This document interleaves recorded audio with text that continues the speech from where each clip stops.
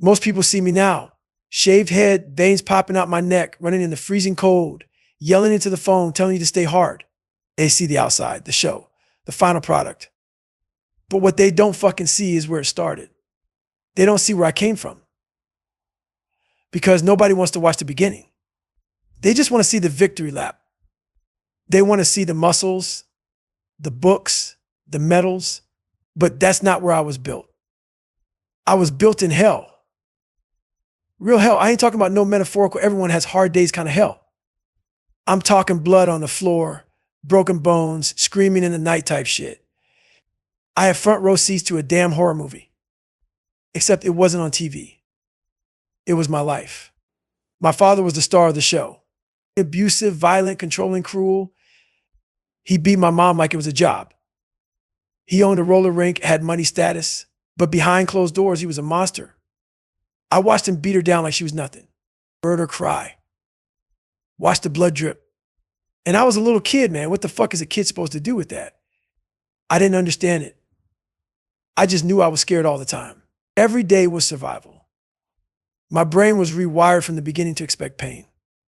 And the scariest part, I got used to it. That shit became normal. And it didn't stop when she left him. Nah, life don't let you off that easy. She left that motherfucker and ended up with another man who had his own demons. Dude literally killed someone. Choked a woman out and went to prison for it. And we still went to his house. Like that shit was okay. Like it was fine. My mom didn't shield me from it. I saw it all. I felt all of it. That's why I say I was part of the movie, part of the crew. I wasn't just watching, I was in it, living it, breathing it, dying from it. So I grew up like that.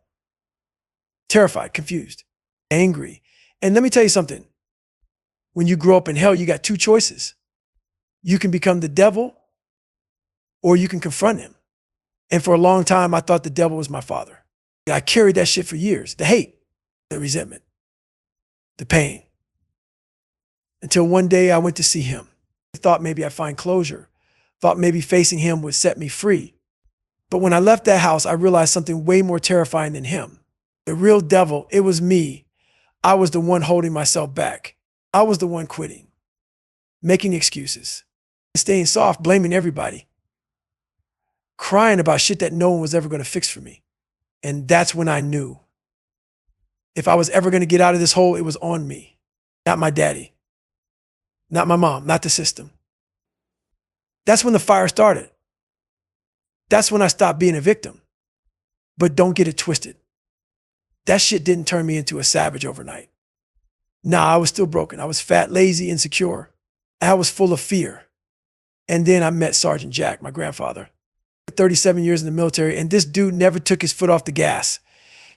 Even after he retired, he kept wearing his damn uniform like he was still active duty. My mom dropped me off at his place thinking I'd finally get some sympathy. Nope, he looked at me like I was a new recruit straight off the bus.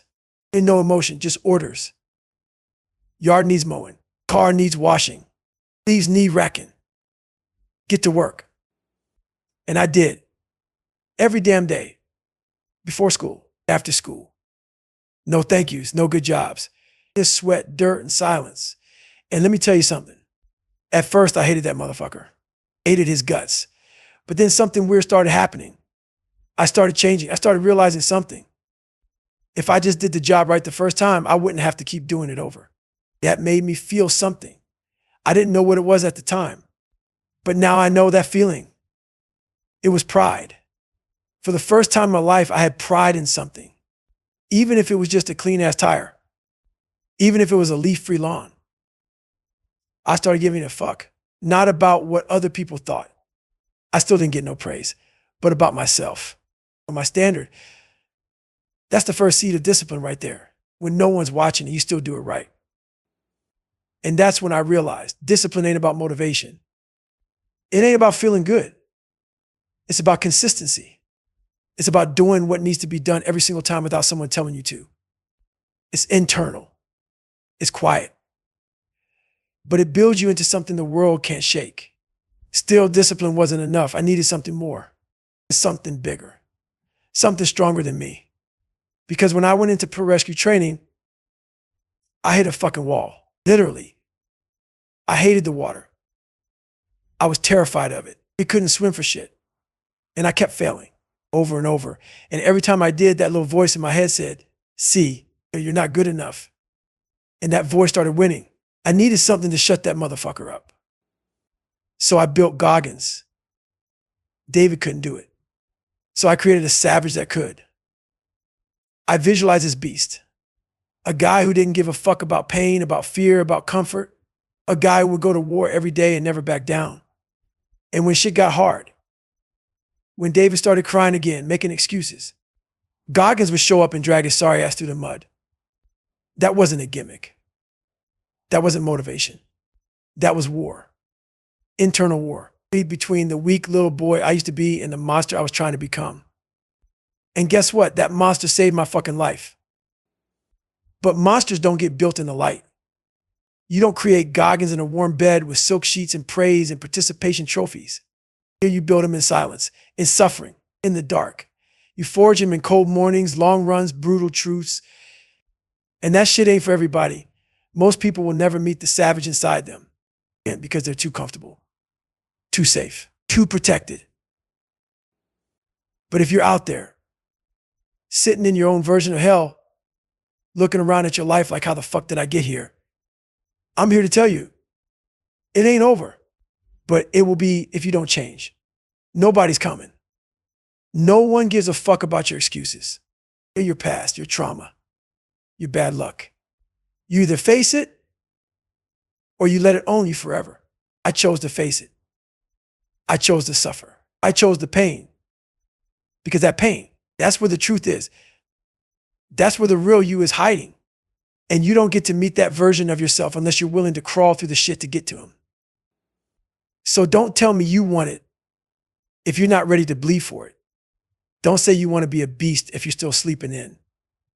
Don't tell me you're trying your best when your best ain't even close to your fucking potential. Get honest, get real, and then get to work.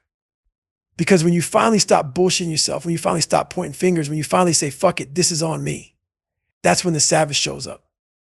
And let me tell you something, once you meet that motherfucker, you don't ever want to be anybody else.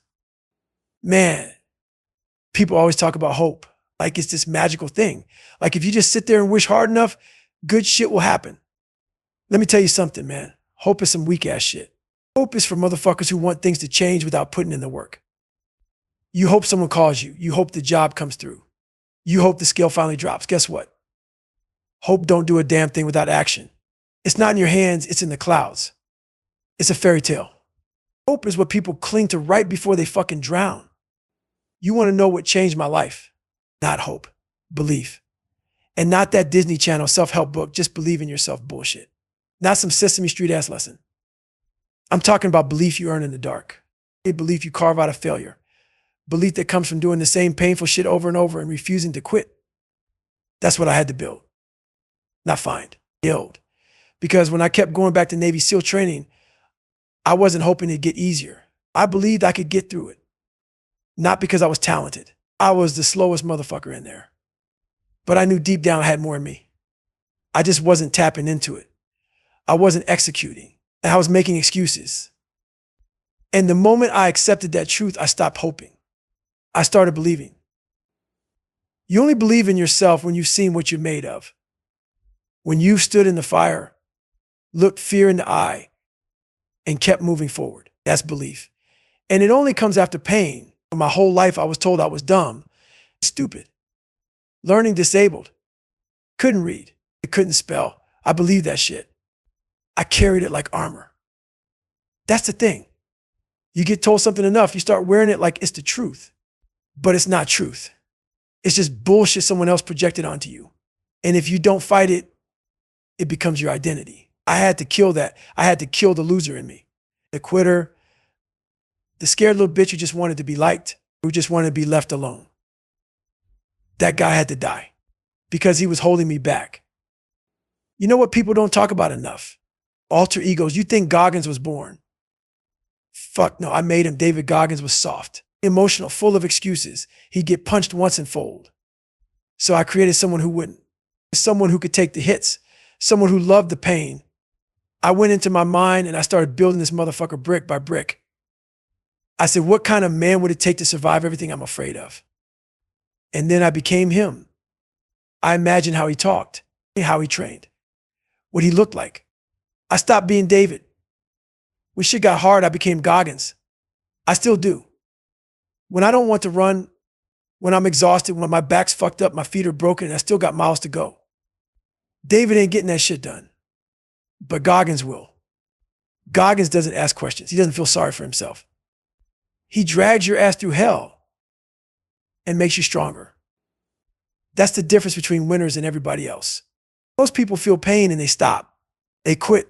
They call their mom. They whine. But savages, we feel pain and we keep fucking going because we've been there before. We've trained for this. We suffered on purpose. So when pain shows up, it's not a surprise. It's a welcome party. People think suffering is just physical.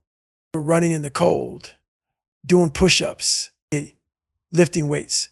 That's cute, but the real suffering is mental. It's psychological. Waking up alone, facing who you really are, sitting with your failures. That's the real torture. And most people avoid that shit like it's the plague. Me, I marinate in it. I swim in that shit because I know that's where the growth is. Let me tell you about that Moab 240 race. That's 240 motherfucking miles through Utah with over 31,000 feet of elevation. I'm 200 miles in, raw ass, broken feet, body wrecked. I'm out of gas. And I start having that bitch voice again. Why are you doing this? You got nothing to prove. Just stop. So I lied to my pacer and said, I got to take a shit just so I can get off the course. I go into this porta potty, sit down and wish for a miracle. Maybe I'll fall in, I said to myself. Maybe break my leg. Something. Give me an excuse to stop. And then Goggins showed the fuck up. Are you serious right now? He said. You trained for this. You begged for this. You came here to get revenge on this course. And now you're sitting in a porta potty like a little bitch. That voice slapped me. And just like that, I flipped the switch. Goggins stepped out to that porta potty. He's still broken. Body still fucked. But the mind was sharp. The mind was unbreakable. And I started running like the pain wasn't there. Like I just started the race. I started dropping my own pacer. 7-minute miles at mile 200. That's not hype. That's what belief looks like. That's what obsession does to a man. And you know what fuels that fire? Haters. You think I don't read the comments. You think I don't see the shit people say online. It's too intense. This guy's full of shit. Nobody lives like that.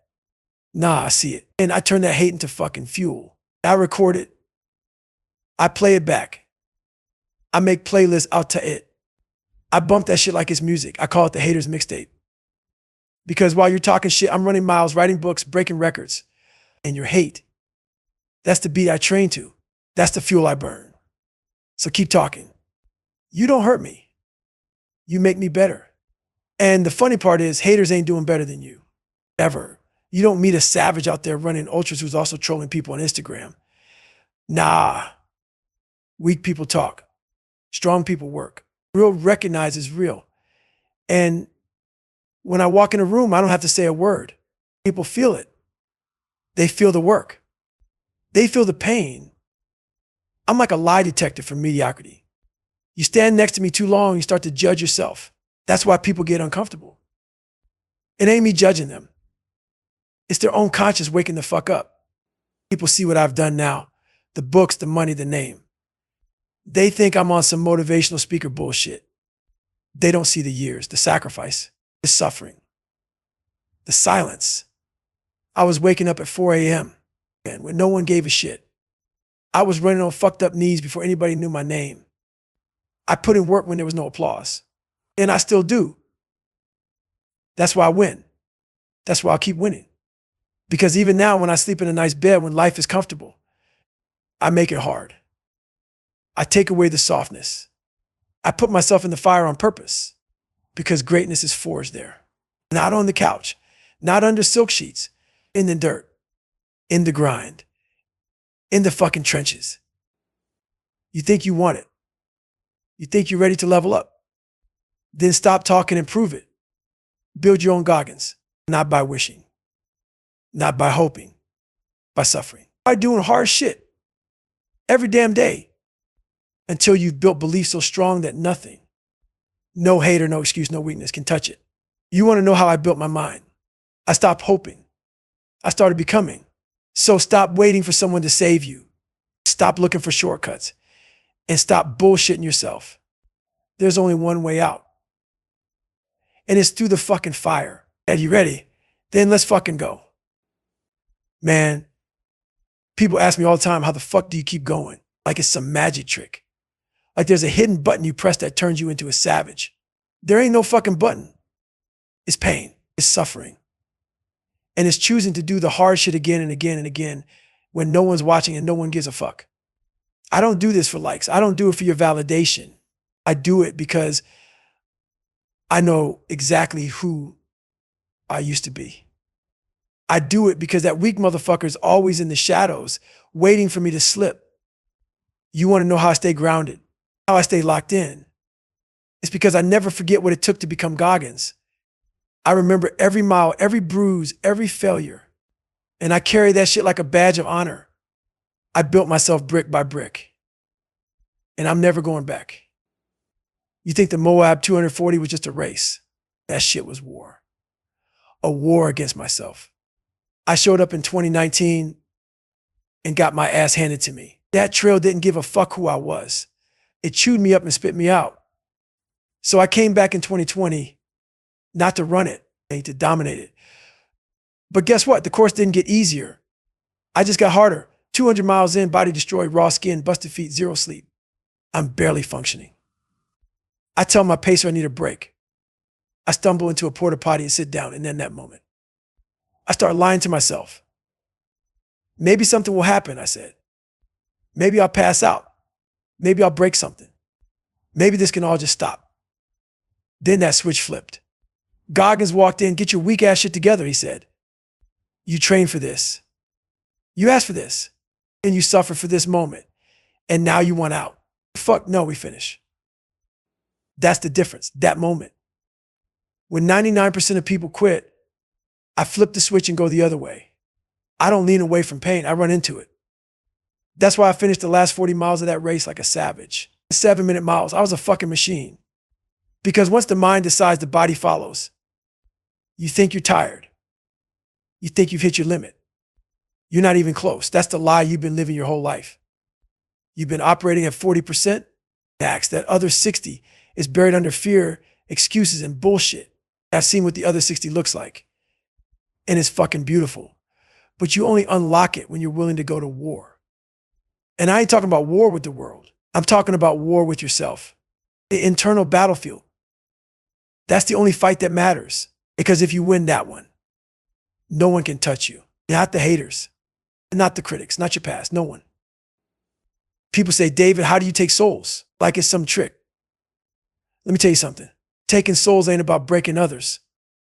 It's about rising so high above what's expected that everyone else has no choice but to respect it.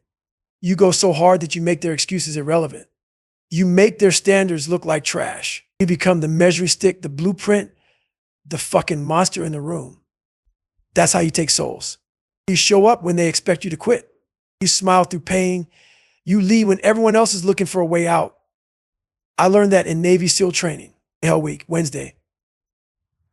The breaking point. Everyone was done. Bodies destroyed, minds collapsing. That's when I stepped up. That's when I went harder. I made it look like it was minute 1, not hour 80. And the instructors, the ones who'd been through it, they saw that shit. Their faces said it all. That's when I knew I had their soul. And guess what happens when you take someone's soul? You give your people permission to rise. When my boat crew saw me go full beast mode, and they followed. We started winning, pulling harder, running faster. And everyone else, they crumbled because they saw what was possible and it scared the shit out of them. That's how you lead. Not with speeches, not with pep talks, with fucking action.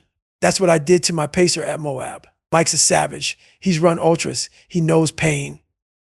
But when I came out of that porta potty and started dropping him, mile after mile, he couldn't believe what he was seeing. I was dead 10 minutes ago, And now I'm flying. He got mad. He got emotional. He called his wife and said, this motherfucker just dropped me. That's the game. I used his fire to stoke mine. I used his doubt as fuel. And from that moment, it was war between the two of us. Oh, no words, just effort. And I loved it because when two savages meet in the dark, that's when you see who really wants it. But don't get it twisted. This life, it's lonely. Most people can't come with you. And that's okay. Not everyone deserves a seat in your foxhole. You got to build a circle that gets it. People who don't ask stupid ass questions like, should you be doing this to yourself? People who see the grind and say, fuck yeah, let's go. That's how you know you've got the right people. When they don't try to slow you down, when they know exactly why you do what you do, and they push you even harder. See, most of why all are surrounded by comfort dealers, people who whisper sweet nothings to keep you average. You work too hard. Take a break. You've done enough. Nah, I don't need that shit. I need warriors. I need people who remind me why I started and who show up at 3 a.m. ready to work. Because when it's dark and cold and the world's asleep, that's when legends are made. And when you reach a certain level, when you push so long that suffering becomes your normal, you stop needing motivation. You stop waiting to feel good. You become a machine. You wake up tired. You go to bed tired. But in between, you earn your fucking life. That's the discipline. That's the obsession. That's the Goggins level. People say they want it, but they don't. They want the result, not the pain. They want the glory, not the story. But I'm here to tell you, the story is what makes you. The pain, the darkness, the setbacks. That's the price of entry. You can't bypass that shit. You can't shortcut greatness. So the next time you're tired, the next time it's dark and cold and you feel like quitting, remember this, you've got more. You've always had more. You've just been too scared to find it. But not anymore. Not after this. Not after hearing this. Because you don't need more inspiration. You need to suffer. You need to bleed. You need to break the fuck down and rebuild yourself from the ground up. Then you'll see. And then you'll know. Then you'll finally meet the real you. The savage that's been hiding behind all your fear, your lies, your softness. Kill the old you. Burn the excuses. And get to work. Man, you ever look in the mirror and wonder who the fuck you really are? Not the version people see. Not the smile for the camera, fake ass personality. I'm talking about the raw version. The dark version. The version you try to run from every time you get quiet. That's where I live. That's where I fucking thrive. Most people are terrified of silence. They can't sit still without scrolling on their phone or turning on the TV or jerking off or eating some bullshit comfort food. You know why? Because silence brings the truth. And the truth. That shit hurts. The truth says you ain't doing enough. The truth says you're soft. The truth says you quit on yourself a long fucking time ago. But you keep dressing it up in motivation quotes and pretending like you're still in the game. Let me tell you something right now. Truth is the foundation of everything. Without truth, you're living a lie. And the biggest lie you tell is the one you tell yourself. That's why so many people are miserable with success. You get the car, the house, the job, but inside you still feel like shit. You know why? Because you never became the motherfucker you were supposed to be. You just became the most comfortable version of a coward. That's what happened after Can't Hurt Me dropped. People thought I made it. David Goggins, the Navy SEAL, the ultra athlete, best-selling author. Everyone else saw the top of the mountain. I saw the next motherfucking climb. You think that book was the end of my story. That was just a damn pregame. People said, man, you already gave the world everything. Fuck no, I barely cracked the surface. That's why I wrote Never Finished. And let me tell you, that shit wasn't a self-help book. That was a boot camp for your brain. You don't read that shit for comfort. You read it to go to war with yourself. It's not about feel-good quotes and vision boards. It's about learning how to fucking bleed and keep moving. It's about dragging your ass through the fire until you're forged in pain. But here's the thing. I wrote Never Finished for me. For the man I used to be. The fat fuck who was lying to everyone, especially himself. The dude who couldn't run a quarter mile without feeling like his chest was going to explode. I wrote it because I needed a reminder that the work is never done. You don't just hit a goal and coast.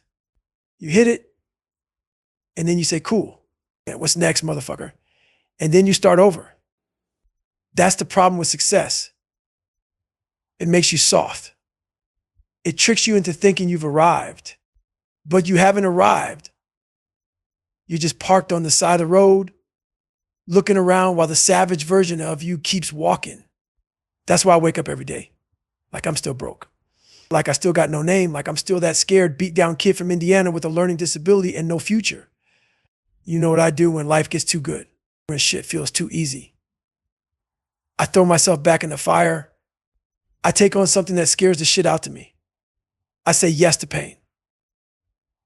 Because pain is the only thing that's real. It's the only thing that doesn't lie to you. Pain strips away the ego. It exposes you. And most of why all don't want to be exposed. Because you know deep down you ain't who you pretend to be. You want to stay hard. You got to create your own suffering. Most people wait for suffering to find them. I go looking for that motherfucker. I create hard shit. I sign up for shit that makes no sense. I run in the cold, in the dark, in the rain. Because I know one day life is going to hand me some real pain. And I better be ready. You don't prepare in the moment. You prepare in the shadows. And when life throws you into the fire, you smile because you've been there before. And listen, I ain't here to tell you this shit is easy. It's not. It fucking hurts. It costs you time, sleep, comfort, and sometimes relationships. But let me ask you this. What's the cost of staying the same? What's the cost of being average? What's the cost of waking up one day 70 years old with money in the bank and regrets in your soul? That's why I train. That's why I keep going. Not for medals, not for followers, but for fucking freedom. For that voice in my head that says, you're doing everything you said you do. You think I'm driven by some external shit. I'm driven by one thing, keeping my word to myself. That's it. And if you can't keep your word to yourself, you don't stand a fucking chance in this world. You think discipline is about routines and alarms? Nah. Discipline is waking up every day and saying, I don't want to do this shit, but I'm going to do it anyway. Yeah. Because that's who the fuck I am. That's a savage mindset. That's ownership. That's being your own boss. People talk about being an entrepreneur like it's cool. You want to be a real boss. Be the motherfucker who runs your own mind. That's the hardest business in the world. And then let's talk about quitting. Yeah, I said it. Quitting. Most people quit every day and don't even know it. You quit when you hit snooze. You quit when you skip the gym. You quit when you say fuck it and binge Netflix instead of working on your goals. You think quitting some dramatic moment. Nah, it's those little weak ass choices you make all day long. And every time you do it, you chip away at your soul. But here's the part you don't want to hear. Sometimes quitting is the right move. Wait, what? Goggins just said quitting is okay. Yeah, but only after you fucking exhausted every single option. And not when it gets hard. Not when you're tired, after you've bled, after you've broken down, after you've given everything and still can't make it work. But most of you never even get close to that point. You're out after the first sign of pain. Let me tell you something. Pain is the ticket to transformation. There is no growth without it. No greatness and no strength, no damn freedom. If you're avoiding pain, you're avoiding life. You're avoiding the very thing that could set you the fuck free. You think I don't have regrets? Of course I do. I regret not getting my shit together earlier. I regret all the time I spent lying to myself, pretending like I was going to be somebody someday, while doing absolutely nothing to earn it. I regret all the relationships I fucked up when I was still weak, when I was still blaming the world for my problems instead of owning my shit. And yeah, I regret the time I wasted surrounded by people just like me. Losers. Soft ass excuse making is not my fault, motherfuckers. But I also know this. Regret is the fire that fuels my work now. I let it burn. I don't run from it. I look it straight in the eye and say thank you, because it reminds me what I never want to feel again. That's the thing about pain. You can either let it define you or you can let it refine you. The choice is yours. So here's the bottom line. If you want to be great, you better be ready to suffer. You better be ready to hurt, to lose, to doubt yourself, to cry in silence, to train in the dark while everyone else is sleeping. You better be ready to be hated, misunderstood, laughed at, doubted, and disrespected. And you better fucking love it. You better eat it for breakfast because that's the price. And if you're not willing to pay it, then get the fuck out of the way. Look, man, let me make this shit real clear. Greatness is not for everybody. It's not fair. It's not equal. It's not about your skin color, your zip code, your fucking background, or your trauma. It's about who's willing to wake up every day and suffer. Who's willing to bleed for what they want. Who's willing to go so far into the pain cave that most people forget how to fucking find you. That's where I live.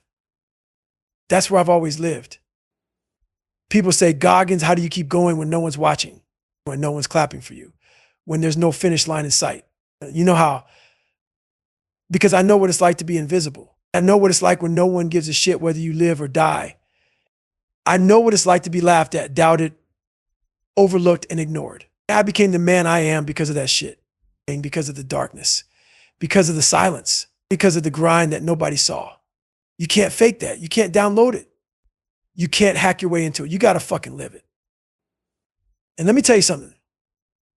The climb never ends. Every time I get close to sticking the flag at the top of the mountain, here comes the avalanche.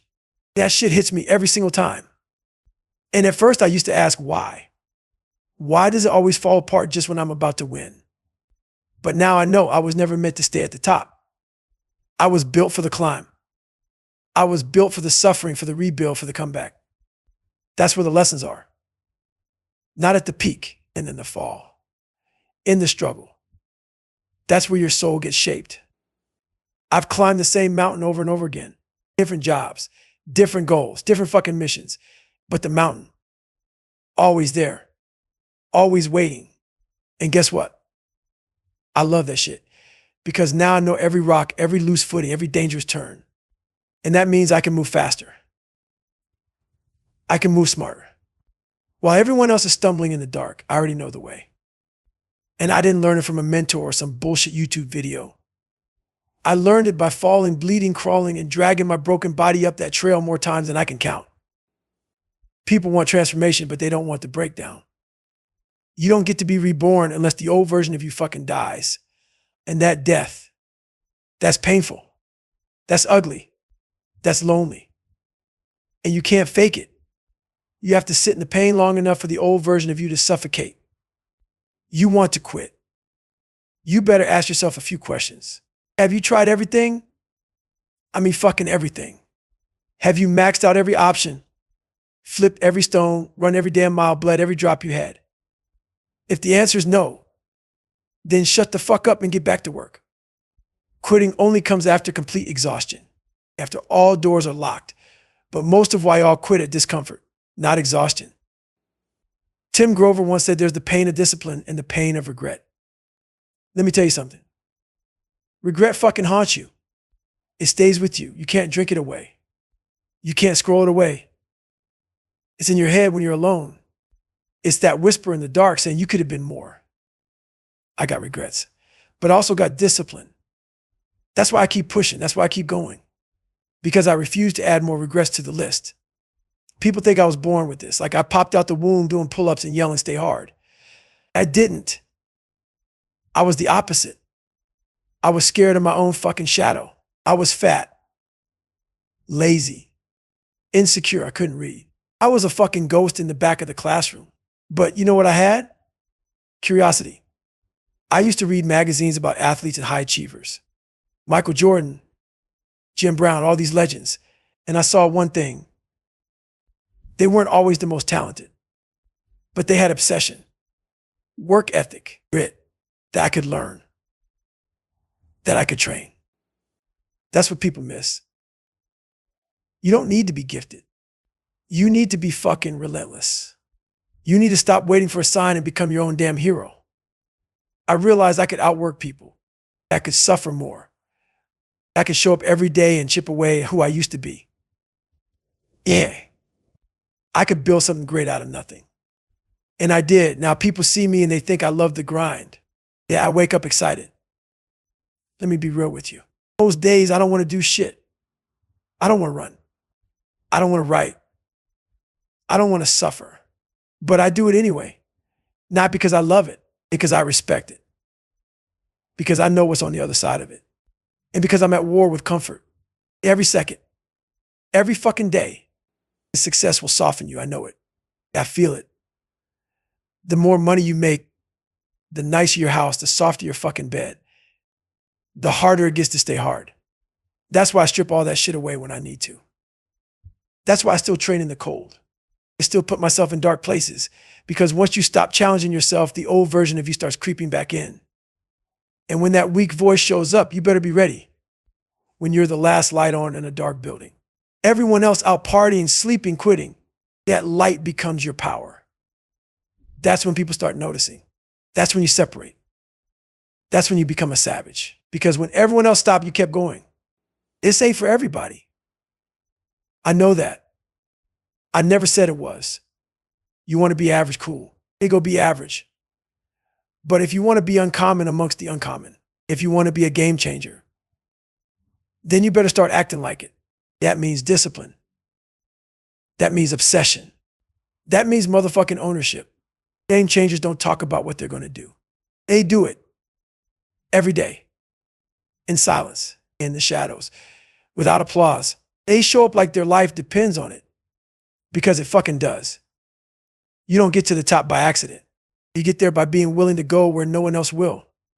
That's what it means to be a game changer. So here's how this ends. No one is coming. No one's going to save you. And no one's going to hold your hand. And that's a fucking gift. Because the moment you realize it's all on you, the second you understand that freedom lies on the other side of pain, you become fucking unstoppable. So stop hoping, stop talking, and get the fuck to work. Stay hard.